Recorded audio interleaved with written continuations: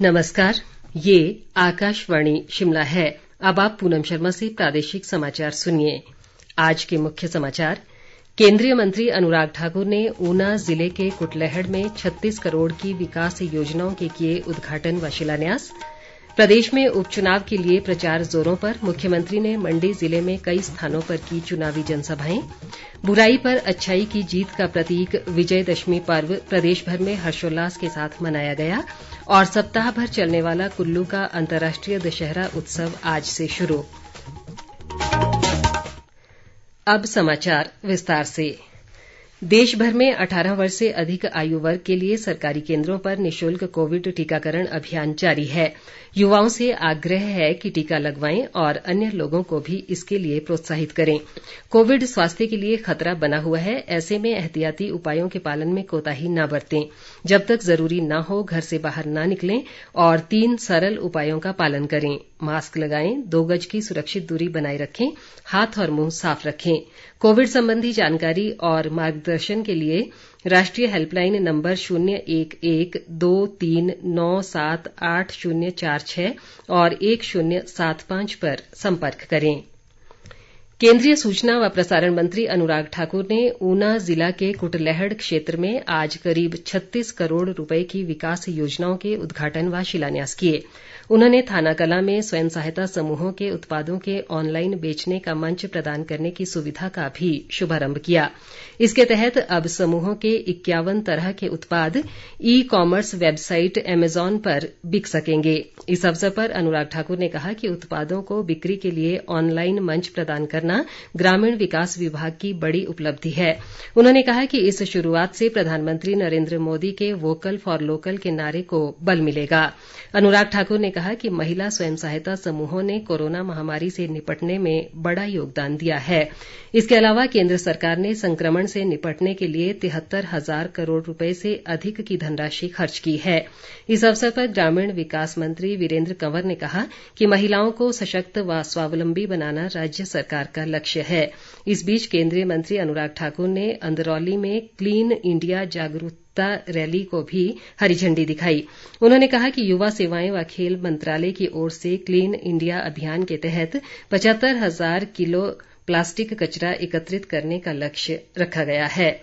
इस बीच केंद्रीय सूचना व प्रसारण मंत्री अनुराग ठाकुर ने ऊना में भारतीय स्टेट बैंक के क्षेत्रीय व्यावसायिक कार्यालय का शुभारंभ किया। उन्होंने कहा कि देश को आगे बढ़ाने में बैंकिंग की अहम भूमिका है और भारतीय स्टेट बैंक इस कार्य में अग्रणी है। अनुराग ठाकुर ने बैंक अधिकारियों से देश में किए जा रहे नए प्रयासों को प्रदेश में भी लागू करने को प्राथमिकता देने का आग्रह किया। उन्होंने 64 लाभार्थियों को ऋण स्वीकृति पत्र भी प्रदान किए। प्रदेश में 30 अक्तूबर को होने वाले उपचुनाव के लिए प्रचार अभियान लगातार तेज हो रहा है। प्रचार अभियान के तहत भाजपा के वरिष्ठ नेता व मुख्यमंत्री जयराम ठाकुर ने आज मंडी जिले के जोगिन्द्रनगर में चुनावी जनसभा को संबोधित किया। उन्होंने कहा कि भाजपा सरकार ने जोगिन्द्रनगर क्षेत्र के विकास को निरंतर जारी रखा है और शेष बचे विकास कार्यों को उपचुनाव के बाद पूरा कर लिया जाएगा। मुख्यमंत्री ने कहा कि 2019 में इस क्षेत्र में 36,000 मतों की बढ़त थी और इस बार के चुनाव में ये बढ़त और अधिक होनी चाहिए। मंडी संसदीय क्षेत्र से भाजपा उम्मीदवार खुशहाल ठाकुर ने भी जनसभा को संबोधित किया और मतदाताओं से उन्होंने भारी समर्थन देने का आग्रह किया। मुख्यमंत्री ने द्रंग विधानसभा क्षेत्र के झटिंगरी में भी जनसभा को संबोधित करते हुए कहा कि भाजपा सरकार ने पूरे प्रदेश का एक समान विकास किया है और कांग्रेस इस मामले में लोगों को गुमराह कर रही है। दूसरी ओर मंडी से कांग्रेस प्रत्याशी प्रतिभा सिंह ने आज करसोग, छतरी और पांगणा में चुनाव प्रचार किया। उन्होंने कहा कि ये उपचुनाव बढ़ती बेरोजगारी और महंगाई जैसे मुद्दों पर लड़ा जा रहा है। उन्होंने आरोप लगाया कि भाजपा क्षेत्रवाद को बढ़ावा देकर लोगों को गुमराह करने का प्रयास कर रही है। प्रतिभा सिंह ने कहा कि भाजपा ने पिछले चुनाव में प्रदेश के लिए 62 राष्ट्रीय राजमार्गों की घोषणा की थी, जो धरातल में नहीं उतरी है। इस बीच कांग्रेस के वरिष्ठ नेता व उत्तराखंड विधानसभा में विपक्ष के नेता प्रीतम सिंह ने जुब्बल कोटखाई क्षेत्र में पार्टी उम्मीदवार रोहित ठाकुर के पक्ष में चुनाव प्रचार किया। राज्यपाल राजेंद्र विश्वनाथ आर्लेकर ने किन्नौर प्रशासन को 100% कोविड टीकाकरण का लक्ष्य हासिल करने पर बधाई दी है। उन्होंने उपायुक्त आबिद हुसैन सादिक से दूरभाष पर बातचीत की और उपायुक्त व उनकी टीम द्वारा ये लक्ष्य पूरा करने के लिए किए गए प्रयासों की सराहना की। राज्यपाल ने कहा कि लोगों की जागरूकता के चलते ही टीकाकरण के मामले में किन्नौर जिले को देशभर में उत्कृष्ट जिला बनने का अवसर प्राप्त हुआ है। विजयदशमी का पर्व आज प्रदेश भर में हर्षोल्लास के साथ मनाया गया। विजयदशमी भगवान राम की रावण पर विजय और बुराई पर अच्छाई की जीत के प्रतीक के रूप में मनाई जाती है।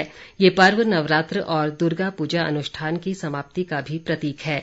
विजयदशमी के अवसर पर प्रदेश के विभिन्न स्थानों पर आज शाम के समय रावण, मेघनाद और कुंभकर्ण के पुतलों का दहन किया गया। राज्यपाल राजेंद्र विश्वनाथ आर्लेकर और मुख्यमंत्री जयराम ठाकुर ने प्रदेशवासियों को विजयदशमी पर्व की शुभकामनाएं दी हैं। उन्होंने कामना की है कि पर्व प्रदेश के लोगों के जीवन में शांति, प्रसन्नता और खुशहाली लाएगा। विजयदशमी के अवसर पर राष्ट्रीय स्वयंसेवक संघ का भी आज स्थापना दिवस मनाया गया। इस दौरान प्रदेश भर में कई कार्यक्रम आयोजित किए गए। चंबा में एक कार्यक्रम के दौरान संघ के स्वयंसेवकों ने शस्त्र पूजा की रस्म निभाई।